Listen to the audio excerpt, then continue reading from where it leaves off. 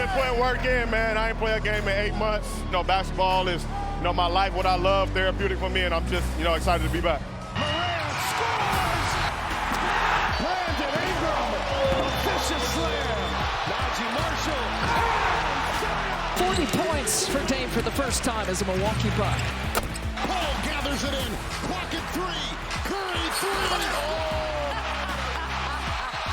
What a shot! Let's get to the must-see debut that had everyone in the NBA talking last night. Ja Morant answered the call in his first game back. Grizzlies, Pelicans, Ja Morant returning from his 25-game suspension, and he was quick with it. Third quarter, Morant spins into the lane for the and one, son, and the flex show. Now later in the third, off of the Grizzlies turnover, watch this. Pelicans in transition. Zion with the lob, throwing it down. Take another look. The 2019 first and second overall picks are going at it. Now, end of the third, Coach Hammon, Ja could not be stopped at the rim.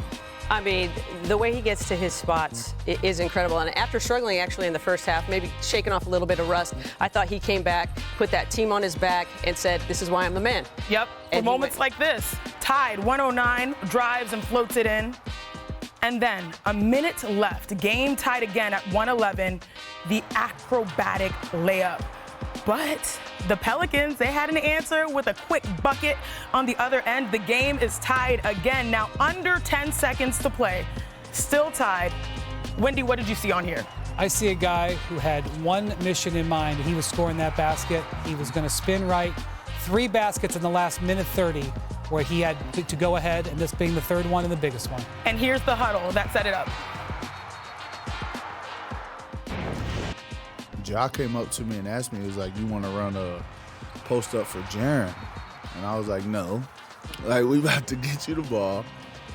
He told me, you getting the ball. So so at that point, it's just, I pretty much just had to, lock in and go deliver. That was a game-winning bucket right there. Ja Morant, 34 points and 8 assists in his return as the Grizzlies win 115-113. And the entire basketball world reacted to Ja's emphatic return. LeBron James, Draymond Green showering Morant with praise on social media. And they were not alone. Tyrese Maxey, Pat Bev, Kyle Kuzma all chimed in as well. But it was a social media post, though, from himself, Ja Morant, that caught my eye. Ja posted a screenshot of a text conversation with his mom to his Instagram story, and this was my favorite part. She asks, you ready? And he responds, I'm your son, you know the answer. And then later, never doubted you, to which he replies, tell him I'm coming, ma. I just love this. Here's Ja after the game. I've been putting work in, man. I ain't played a game in 8 months. Had a lot of time, learn myself. A lot of hard days, where I went through it, but, basketball is, my life, what I love, therapeutic for me, and I'm just, excited to be back. We put in the work together, hard practices, light practices, treatment, flights. We spent a lot of time together through this process. They helped me out a lot. It just saying positive things to me, told me to, stay true, keep working, and, it shows right there with them, believing in me, and it shows, how excited everybody is for me to be back. What a return to action. Thanks for stopping. Nice job. Yes, sir. Hey, happy birthday, Ma. I'm on the way home. Love that. Obviously, Ja Morant sent the league a message, a reminder of exactly who he is last night. And that's the type of guy that can win you games all by himself. But, Perk, do you think that Ja can really carry Memphis back into the playoff picture? Hell no, I absolutely don't. And it's no disrespect to Ja, because you know how I feel about Ja Morant. I'm just talking about the Grizzlies, right? They got too many injuries. When you think about Steven Adams, kid Brandon Clark, we don't know when Marcus Smart coming back, and you're in the loaded Western Conference, right? I feel like they fell too far behind the 8 ball. But I will say this, when it comes to Ja Morant, I don't want to talk about the 25-game suspension. I just want to talk about how happy I am that this young man is back, how happy the fans are to have him back, how happy the city of Memphis is to have him back. When you talk about cultural impact, Ja Morant has the capability to have the cultural impact just like an Allen Iverson. When it comes to his swagger, his demeanor, what he brings on the floor as far as his electrifying plays. So when I think about Ja and what he did last night, damn, we miss him. We miss him. And he's not going to change, and we don't expect him to change. I'm not talking about his off-the-court actions. I'm talking about his post-the-game interview when he said, I'm a dog, and he said, I'm coming. I kept receipts because I hope he got a lot on me, and I don't give a damn if he show him because this is his personality, and this is who we love. Do you keep receipts, Becky? Well, I don't have any of Perk's receipts, but look, hey, we're in the holiday season. It's about belief.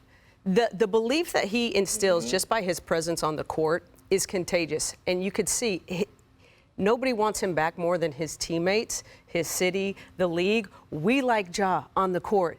And so when he steps on that court, he automatically demands that attention, that respect, but the belief. And if you're on his team, whether you're a coach or a teammate, you always think you can win. And that's a very powerful thing. Yeah, he owed this, quite frankly, to his team and the city of Memphis, who suffered through this awful start because he hasn't been there. But it's a great night in the NBA. Let's enjoy that and acknowledge that Ja came back with that rust and was awesome. That's what we want to see. Now, if you're going to talk about what they can possibly do for the playoffs, let's have some reality check. The reality is they're in rough shape. They are way behind. They would need to go, 34-22, which is basically the percentage they won at last year. They were a 60% win team last year, just to get to 500, which frankly, I don't think it's going to do it. Maybe it will for the play-in, maybe it won't. If they really want to be sure they'd get into it, 38-18. That could happen. They could do that. Ja, if he keeps playing this way, could do that. But they've also got a bunch of other injuries, and the West is tough. So I think they're going to take it one game at a time. But when Ja doesn't have to prove anything on the court, we all know how good he is. He's awesome. There's nobody talking about him on the court. Off the court is what matters. And let's not have that be a discussion. Let's have them chase that 45 win mark. Let's be talking about that. Yeah, he talks the talk, but one game in, he started to walk the walk. A lot of guys really stepped up and helped us get this game, and it feels like, this might be the one we need, right? This could be the game that kind of helps right the ship, and hopefully we can settle in now and really get some momentum. Well, you heard their coach, Steve Kerr, said that things might be better. The Warriors may have righted the ship last night. So, Perk, do you agree with Coach Kerr? Hell no, but I do agree that the Warriors got their best win of the season. And I also agree that this was the best game that I've seen Steve Kerr coach for a long time, at least the past year and a half. When you think about the mixture and what he did last night, being able to have his old guys on the floor, Chris Paul, Steph, and Klay Thompson in the backcourt, but he mixed it up with the young fellas and Jackson Davis and Kuminga. And he let those guys play through their mistakes, and he let them play and figure it out in key moments. And I think he found something. Now, again, it was just an appetizer. We haven't seen the full course meal. But at the end of the day, I thought Steve Kerr rotations were on point. I thought his set caller was on point. And I thought his everything else about it, what he did for us, his coaching style was on point. So I guess that's kind of a reverse compliment for one game only. But, Becky, what did the Warriors really prove last night to you? I think, to me, leaving Steph out, that's a hard call for a coach to leave your guy out there with 5 fouls in that situation. It shows a tremendous amount of trust. It shows that these guys have been to war with each other, multiple wars, battles, and he sticks with his guys. So every season has kind of a turning point. If this is it for them, great. I'm still not totally convinced, but we'll see. Time will tell. This is an adversity situation. The Warriors are going through some adversity, and Steph just played a miserable game the other night against the Blazers. They won. He had no threes in that game, and he fought through this. Not only, as Coach said, playing with the fouls, the shot at the end of the game. First off, he takes just a bad drive and gets stoned at the rim, and then he ends up with this. Look how high he shot this. Look at this shot. 57.5 degrees. It's the highest shot angle, according to Second Spectrum, of a three that's gone in the entire NBA for the entire season. So you may say to yourself, well, how does that happen in that moment? The answer is he practices it. If you go ever to see Steph Curry practice before a game, it looks like he's messing around sometimes, but he shoots high arc shots to practice them so that in these situations he might make it. And it was a brilliant shot, also a brilliant pass from Chris Paul, who hits him on the run, 12 assists, 0 turnovers for Chris Paul. To me, this game was certainly a great win for the Warriors. It was probably more about what the Celtics didn't do, but the Warriors had to take it, and they did. Last night was also the first game for Giannis as the, elf on the shelf in between ESPN logo for Giannis as the Milwaukee Bucks all-time leader in points, rebounds, and assists, joining some elite company, and all three were on display last night. So let's go to the highlight director, Kathy. Bucks hosting the Spurs. Dame Lillard, 6 points shy to score 20,000 career points. Oh my goodness, from the left wing, knocks down the three. Only 3 points shy from 20 there. And then a few possessions later, now he's cut that deficit to 1 point shy of 20K. The following Bucks possession in transition. Oh my goodness, there it goes. Dame Lillard, 8th active NBA player to reach 20,000 career points with that beautiful Euro step that you're seeing right there. Dame making history already, quickly in the Bucks uniform. They give him the game ball? Did they? They're going to fight for it. Now, early in the third quarter, Bucks up 75-66. I mean, Wendy, is this the best duo in the league right now? Offensively, they're awesome. Fourth quarter offense, which is most important, number 2. 20th last year. Clutch time, I mean, are we surprised? Lillard had a season-high 7 3-pointers.